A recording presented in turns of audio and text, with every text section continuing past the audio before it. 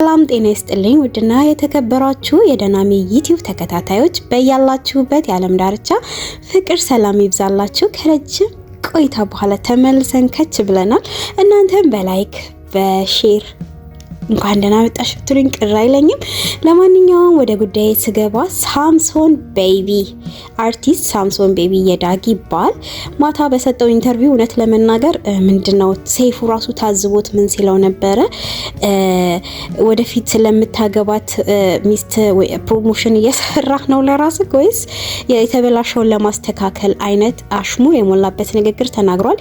የሰው ልጅ ጥሩ ከሆነ ጥሩነቱን የሚመሰክሩት ከዙሪያው ያሉ ሰዎች ጓደኞቹና አጠገባችሁ ያለ ሰው ነው። የእናንተን ቫልዩ የእናንተን ጥሩነትና መልካምነት መመስከር ያለበት። ሲበዛብኝ ነው ለረጅም ሰዓት ከአምና ጀምሮ እስካሁን ድረስ እየተወራብኝ ነው።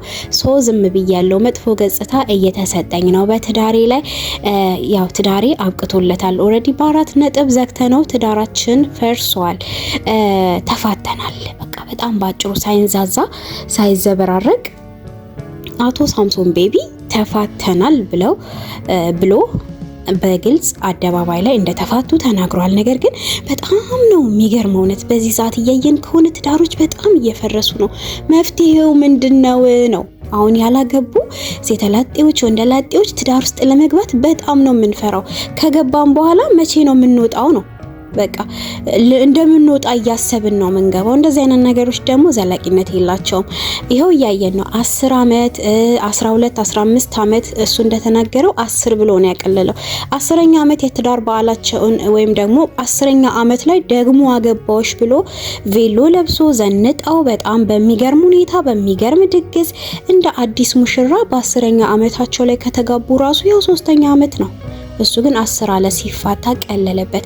ሲናገር የነበረው ነገር የሆነ መናገር ብችል እናገር ነበረ፣ ግን ለልጆቼ ስል መናገር የለብኝም ተበድያለሁ፣ ወይም ደግሞ ዝቅ አርጋ ታየኛለች አይነት ነገር አይቼበታለሁ። እናንተ ሙሉ ኢንተርቪውን ካያችሁ የሆነ ነገር ትወስዳላችሁ። ከተናገረ ውስጥ በጣም የደበረኝ እንደግል እንደራሴ ነው። ስለራሱ በጣም ለማብራራት እየጣረ ነበረ። በነገራችን ላይ ራሳችሁን ለማንም ማብራራት አይጠበቅባችሁም።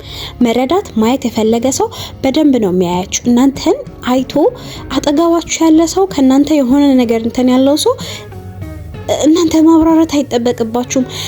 አክሽናችሁ ነው እናንተን የሚያብራራችሁ። የምትሆኑት ነገር ነው የምታደርጉት ነገር ነው እናንተን ሊገልጻችሁ የሚችለው እንጂ በቃላትማ እኔ ጀግና ነኝ፣ እኔ ፍቅር ነኝ፣ እኔ ተንከባካቢ ነኝ፣ ቤቴን ጠባቂ ነኝ፣ ሚስቴ እርጉዞና ቤቴን አጸዳ ነበር፣ ልጆቼን ቴክ ኬር አደርግ ነበር። ኢትስ ዩር የራስህም ስራ እኮ ጭምር ነው። ትዳሩ የጋራ እንጂ የብቻ አይደለም። በእርግጥ አሁን እናንተ እንደ ኢትዮጵያ ወንድ ሲታሰብ ይሄ ትልቅ ሁለታ እንደዋለላት ነበር ሲያወራ የነበረው። ቤቱን ማጽዳቱን ሚስቱን ሲንከባከብ የነበረ እሷ ስራ ስትሄድ ያው እንደምታውቁት ድምጻዊት ናት ዳጊ። እሷ ደግሞ ስራ ስትሄድ ልጆቹን መጠበቅ ምናምን በቃ ሁለታ እንደዋለ ምናምን አይነት አድርጎ ነው የተናገረውና ሁለታ አይደለም፣ ትዳሩ የጋራ ነው። እሷ ሄዳ ሰርታ እንኳን ብትመጣ ይዛ የምትመጣው ነገር ለዛ ቤት ነው እንጂ ለውጪ አይደለም። ሁለታ ስትውል አልነበረም።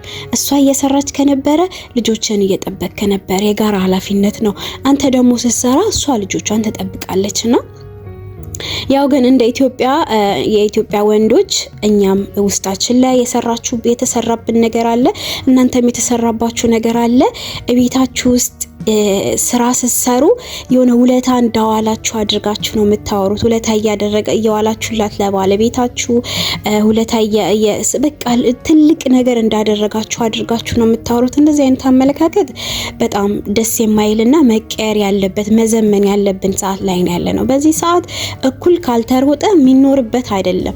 ህይወት በጣም እየከበደች ነው የምትመጣው። እጅግ በጣም እየከበደች ነው የምትመጣውና ቤታችሁ ውስጥ መስራታችሁ፣ ልጆቻችሁን ማየታችሁ፣ ልጆቻችሁን መንከባከባችሁን፣ ትዳራችሁን ማክበራችሁን እንደ ውለታ አትዩት። በእርግጥ ጊዜው የከፋ ዘመኑ የከፋ ነው ምናምን ነገር ግን ዳጊም ስትሰራ ነበረ ነው የኔ እንትን ዳጊ ውጪ ወጣ ክለብ ላይ ስትሰራ ከነበረ የሚመጣው ገቢ ለዛ ቤት ነው ለዛ ትዳር ነው። ስለዚህ ውለታ አይደለም።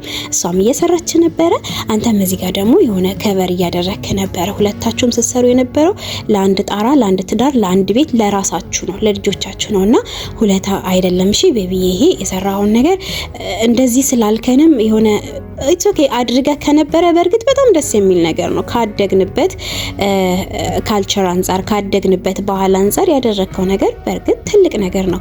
ወንድ ልጅ ኩሽና አይገባም፣ ወንድ ልጅ እንጀራ ቆርሶ አይበላም፣ ወንድ ልጅ እንዲያደርግም ወንድ ልጅ እንዲያደርጋል እየተባለን ያደግን ሰዎች ነን። የበላበትን እጁን አስታጥበን በጣም ብዙ ነገር እና በፍቅር ከሆነ አንተን ብታደርገው መልካም ነው፣ እሷን ብታደርገው መልካም ነው። የጋራ ጥቅም ነውና አሁን ወደ ልጆቹ ምናምን ነገር ነው እንጂ በጣም እንደተቆሳሰሉ ከንግግሩ ያስታውቃል። የሆነ የተቆሳሰሉት ነገር እንዳለ የሆነ መናገር የፈለገው ነገር እንዳለ ምናምን ግን ለልጆች ይስል አይነት ነገርና ትዳር ይዟል። እሷ እንደፈታት ሁለተኛ ሚስት አግብቷል ምናምን ነገር ይሄ ሁሉ ነገር ውሸት ነው። አሜሪካ ሄዶ አሜሪካ ላይ አግብቶ ምናምን ብዙ ነገር ተብሏል አይደለ? በጣም ብዙ ነገር ተወርቶበታል። ያ ሁሉ ነገር ውሸት ነው። ግን አሜሪካ ሄድኩት ላርፍ ነው። ለማረፍ አሜሪካ ድረስ መሄድ ምን አስፈለገው ወዳጄ ልቤ? እዛ ጋር ያስቀመጥኩ የምታርፍባት ሴት ከሌለች እንደ ሴት ነው ማወራው። በነገራችን ላይ የምር እንደ ሴት ነው ማወራው። ከባድ ነው የእውነት ትዳር ሲፈርስ ለሁሉም ከባድ ነው። ለሁለቱም። በነገራችን ላይ እዚህ ትዳር የሆነ 10 አመት 15 አመት የተገነባ ትዳር አይደለም። እንዲሁ እንኳን በአመታት በወራት ውስጥ ራሱ ከሆነ ሰው ጋር ተላምዳችሁ በጣም በዚህ ባለንበት በእኛ ዘመን ትዳሮች በጣም በፍጥነት ነው የሚፈርሱት። በጣም በፍጥነት በቃ በወራት ቤት ነው የሚፈርሱትና በዚህ በ15 አመት በ14 አመት በ13 አመት የተኖረ ህይወት ፈርሶ አይደለም የወራት ህይወት ላይ ራሱ በጣም ነው ከባድ ጫና የሚሆነው። አንተ ከብዶክ ለማረፍ አሜሪካ ድረስ ከሄድክ መገመት ነው የሚከብደው እሷ ምን እንዳሳለፈች። ይሄ ሾዎች በነገራችን ላይ አሁን እሷ የምታሳየው ምንም እንዳልመሰላት ዘንጣ ምናምን ኢሶኬ ራሷን መጠበቋ በጣም ደስ የምር ከልቧ ከሆነ እጅግ በጣም ደስ የሚል ነገር ነው። ለሴት ልጅ የበለጠ ይከብዳል። የምታፈቅረው ወንድ ልጅነቷን የሰጠችው ወንድ የልጆቿ አባት ፈቷት ተፋተው በፈጠነ ደግሞ ሌላ ሴት ስትኖር ይከብዳል። ሲናገር እንደነበረው ደግሞ የእህቱ ጋራ እሷም ከዚህ በፊት በእርግጥ በጣም ደብሮኛል ያንን የዳጊን ኢንተርቪው ሳዳምጥ ያኔ ሰላም እያሉ ጸቡ ከመፈጠሩ በፊት ዳሩ ከመፍረሱ በፊት ዳጊ እህቱና የቀድሞ ኤክሱ የሳምሶን ቤቢ የቀድሞ ኤክሱ ለትዳሯ ከባድ ፈተና እንደሆኑ ስትናገር ነበርና የዛኔ ሚዲያ ላይ ስለሆነ በጣም ነበር የደበረኝ።